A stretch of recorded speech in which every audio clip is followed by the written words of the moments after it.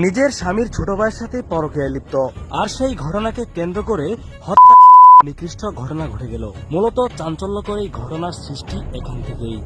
এই মেয়েটি হচ্ছে বাড়ির পুত্রবধূ এবং তিনি বাড়ি ফাঁকা পেয়ে তার দেবরকে নিজের কাছে ডাকছেন। তার দেবর বয়সে ছোট হলেও প্রতিনিয়ত সে নিজের কাজ চালিয়ে যাচ্ছে।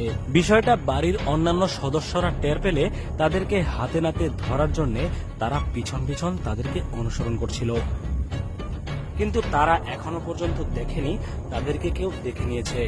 প্রিয় দর্শক, এই পর্যায়ে এমন একটা ঘটনা ঘটে যাবে যেটা দেখার জন্য আমরা মোটেও প্রস্তুত ছিলাম না। দেখুন, গামছার আড়ালে তারা অন্তরঙ্গ মুহূর্ত কাটাচ্ছে, অন্যদিকে কিন্তু সেই লোকগুলো তাদেরকে দেখে নিয়েছে।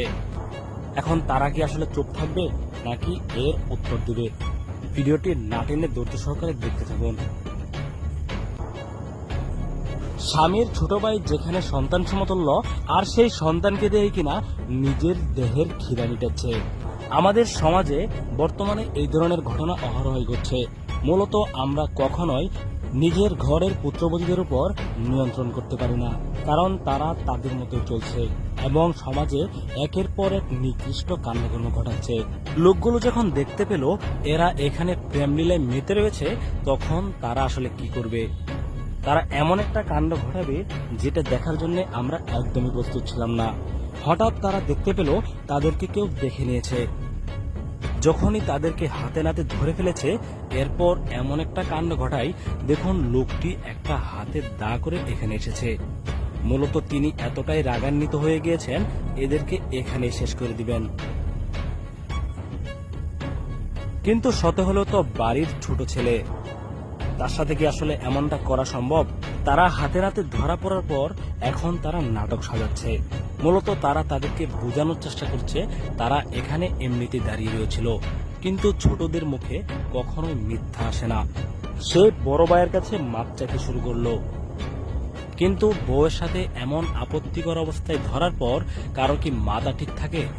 অবশ্যই না। তাহলে এখন এখানে কি ঘটবে একবার ভেবে রেখেছেন? তারা নিজেদের মতো তাদের কাছে মাপ চাইতে শুরু করলো, কিন্তু তারা যে অপরাধ করেছে তার কি কোনো ক্ষমা হতে পারে?